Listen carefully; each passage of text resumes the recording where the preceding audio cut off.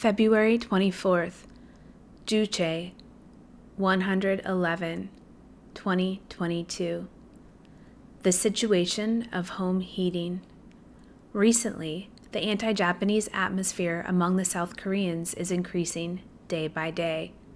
This is because the Japanese reactionaries officially decided to register the Sado mine with the UNESCO World Heritage Committee following the historical issue, Dokdo issue, economic retaliatory measure issue, and the Fukushima nuclear power plant contaminated water discharge issue. Pushed by the anti-Japanese sentiment of the people, the South Korean government officials began to point out regrets and protests against the Japanese people, but the Kishida gang responded by taking a more high stance and arguing. Unable to see the two main characters who only fight each other like dogs and cats, the United States embarked on an arbitration.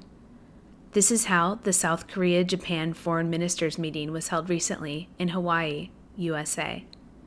However, whether or not they knew the tour of their superiors from the beginning, the talks spread into a war of words between South Korea and Japan. South Korea poured out complaints over the issue of forced labor and compensation for victims of Japanese military sexual slavery, Japan's export restrictions on them, and World Heritage registrations of the Sado mine. On the other hand, Japan treated this in a Maidong style, insisting that such issues are problems to be solved by South Korea, and that South Korea's independent claims cannot be accepted. As a result, there was no income, and only the mutual relationship between the two sides became more prominent.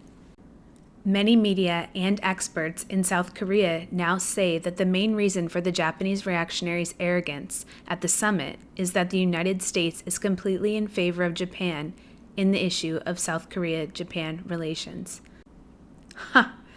Isn't it obvious that the owner will listen to the version of the one he likes more out of the two old servants?